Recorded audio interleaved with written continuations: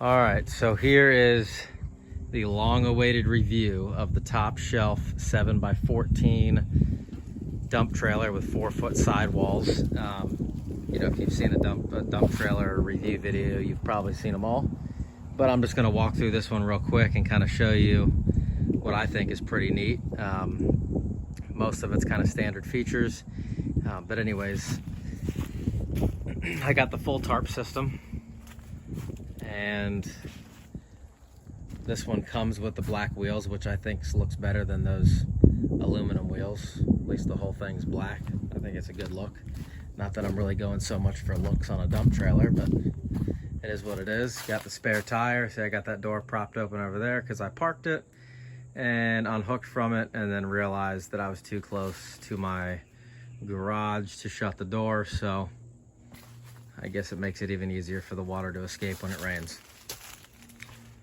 So nothing special there. We got a 12K jack up front, semi-style jack, which is nice. A lot of these trailers come with these little 2 and 3 and 4 and 5,000 pound jacks, which, you know, like the other day when I have, you know, upwards of 14,000 pounds of gravel in the trailer, and I needed, if I had to unhook from the truck for any reason with that kind of weight, it would have probably been a nightmare with anything other than that. Standard box, I guess it's on the larger side.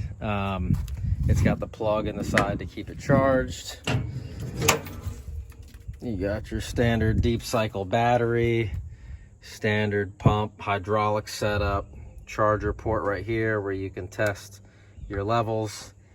Testing does you no good if you're attached to AC power, just FYI. It's going to always tell you it's good. So standard remote with about 15 feet of cord. I haven't really gone too far from the trailer to operate it. I usually just kind of pull it out on the side and magnet to the front and kind of operate it like that, because my dad's been with me on the last few dumps. And when I'm at the dump, there's, you know, nothing I need to be looking for in the back where I got to stand off to the side. Standard lock. I mean, adjustable coupler. That's pretty standard on most of them. I lowered mine all the way down because on my work trailer, I have to have my B&W hitch all the way down so that this thing is not just sitting way up in the front. They just make these new trucks sit so high. I do have a leveling kit in the front of this truck, but even the stock height in the back is still so high that your regular utility trailers just drag the ground on the back end. What else we got? I think I mentioned in another video about the spreader gate. I mean, I think these bumpers are just well made, or these fenders, I might say. You know, I stand on them. My dad can stand on them. He's probably pushing 210, 220. They don't really flex. You know, even the lights. I mean, I think stuff like that's important. You know, you can stand on the brackets. They're bolted and welded really well. A lot of times, you know, you need to get up there to check or pull your tarp or whatever you got to do, especially with these 4-foot sides. I think that's really nice. Let me just go ahead and plug top shelf trailers, I must say. My first time overloading the trailer by about 4,000 pounds the other day, it had 0 issues dumping it. Not scratched up too bad yet, I guess. I don't know what you consider scratched up, but I'll try to keep the outside nice, but that's going to be impossible in there. You got your standard channels for your ramps, which I do have. I'll show you those up front and kind of where they keep those on this particular trailer, which is pretty convenient, honestly. Let's get up here.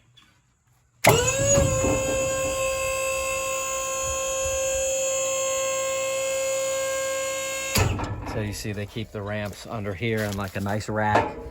I won't use those too often, so I was thinking about getting rid of those and maybe building a shelf across the front there so I can keep some tools.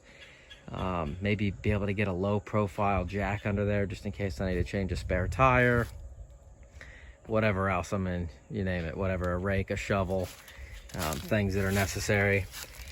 Here you have your little arm here for safety when you jack it up if you need to get under there to work on anything. See, it's the dual ram setup. I believe they're both rated at, I don't know, don't quote me on that. Ask me if you need to know. I think they're 12 or 15,000 pounds each. But obviously where it's mounted to the trailer, you know, you got a lot of counterweight if you got a lot of weight up front. So, but I don't know what the Mexican lift is. I know everybody's gonna ask that question. I have no clue because I haven't figured out what's too much yet. And I probably don't plan on hauling any more than I did the other day ever. Because when your trailer is rated for 10,000 pounds of additional cargo, I believe 14 is probably about the limit. So here it is, the sticker. Everybody probably wants to know. It's rated at 10K, 7,000 pound axles. Pretty much all the information you need to know, I guess. 14,000 pounds gross and 10,000 pounds of cargo. So this is like a 8-inch channel frame. There's no I-beams here. They're all C-channel frame. I mean, to me, it just looks extra beefy. I don't have a lot to compare to. I've seen some big techs, some PJ floating around. I've paid attention to them while I was thinking about getting trailers. I've seen other videos, and to me, this trailer looks to be built, if not up to par, better than par. And they claim to stand behind their trailers. I mean, you can Google review them. I don't know how many reviews other trailer companies get, but they're a small company out of Jacksonville, and they have hundreds of 5-star reviews. I think their rating is like 4.7 stars, and to me that just seems like it you know, shows what they're really made of. They're obviously a company that stands behind their product and builds something good, or else I wouldn't think their ratings would be so high. Because most of the time, you know, just looking at different trailer manufacturers and local places, because I struggled to find one. I mean, I was being told it was going to take me months to get one, and then I ended up waiting about 3 or 4 weeks with these guys, and they delivered on time. So they're a good company, in my opinion. I plan on buying more trailers from them in the future. Yeah, so that's it. I got my first dumpster rental coming up on Tuesday afternoon. I have to drop it off in Lake City. So actually not Lake City, I take that back, High Springs, Florida. Not that it matters, but I'll do a little video on that and just show the maiden voyage for the first dumpster rental.